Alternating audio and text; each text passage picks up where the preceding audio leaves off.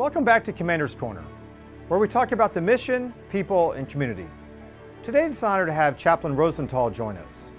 Padre is the Wing Chaplain here at Team Seymour in the 4th Fighter Wing. Padre, welcome. Thank you, sir. It's an honor to be here with you. So Padre, how long have you been a chaplain and how long have you been here at Seymour Johnson Air Force Base? I've been an active duty chaplain for 18 years. I arrived here at Seymour 2 weeks before you did, in June of 2016. And Padre, what drove you to become a chaplain in the United States Air Force? Well, I'd like to think it was a calling from God. I had been a civilian pastor for about 12 years and had been involved in academia. I was actually working on it at the time, a second doctorate, and I didn't complete it. I wanted to teach in one of our colleges or seminaries, and that door didn't open up, and I was going to go right back to the parish, but my last church had been near an Air Force base in Texas, and I love the military community, I love military history, and I started to look at it, and it just kind of grew on me. When I came active duty, one of the things that was most special about it and why I became a chaplain, frankly, is to care for the airmen. People would come, maybe see Pastor Rosenthal at the church of 5th and Maple Street, but they'll come see Chaplain Rosenthal because I wear the uniform, I deploy with them, I speak the same lingo. To put it another way, one of the reasons I feel called to be a chaplain is that I'm able to share God's love and perhaps making a difference in people's lives that I never could have before as a civilian pastor, as wonderful as all that was. It's all about taking care of the airmen, sir. Absolutely, it really is. And we appreciate the great work that you and your team do at the chapel to help take care of our airmen, especially at a wing where we deploy so much. And speaking of which, by the time this interview is aired, you will be deployed. Yes.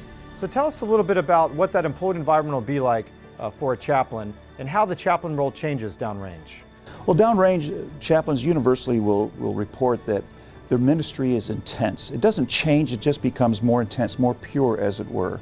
Like all career fields, there's the cost of doing business and red tape, and then there's the mission execution. But when you're downrange, that mission execution kind of goes like this, and the red tape and the cost of business going down.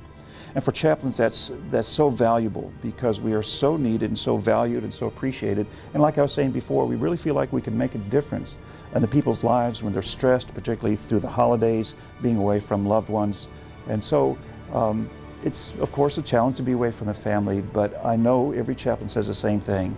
The most intense ministry experiences have been when they deployed with their people. Well, with almost 1,000 airmen from this base deployed, and then countless numbers left behind, we definitely appreciate the work that you and your team do to minister to their needs and to take care of them and to make sure that we take care of the families that are here supporting our airmen. So Padre, now that we're in the holiday season, what message would you like to send to our airmen?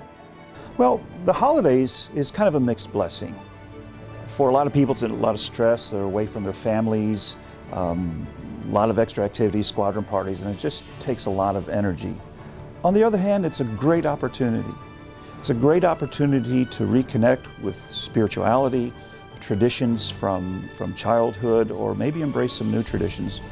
Most people know the psychoanalyst Sigmund Freud, but the fellow that succeeded him, not quite as popular, J.C. Jung, and he said something very remarkable.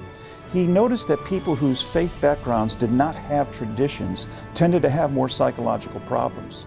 His theory was that these traditions help give us resilience. They help preserve us and navigate through difficult times in life.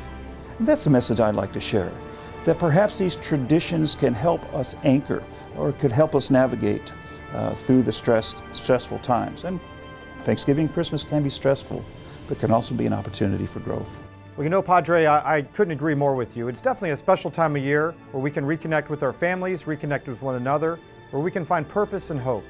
And so speaking of that, what are some of the events that are going on here at Seymour Johnson Air Force Base? Well, the chapel is going to be full up for the Christmas season. There's extra services, some midweek services, children's Christmas programs are available. And also we're doing the tree lighting this year, the first Monday after Thanksgiving, where it's a simple but beautiful time to come together, light the tree, maybe sing a few traditional Christmas carols. And again, a chance to connect with community, with family, and friends. And we're here year-round for you, but this is a special time of year, and I hope the folks take opportunities to avail themselves of it. So Padre, is there anything else you'd like to add today? Well, sir, I just wanted to remind our military members that we're always here for you. We're available 24/7 after hours, call the command post, but I just want to reemphasize, please know that we have 100% confidentiality. The only people in the Air Force that has that level. You can talk to us. It doesn't have to be about spiritual things. That's our wheelhouse, but we are a safe harbor. And if ever you need to reach out for anything, please don't hesitate to contact the chaplain office. Well, Padre, thank you so much for joining us today. And to the men and women of Team Seymour, thank you for joining us, and may you continue to lead with courage.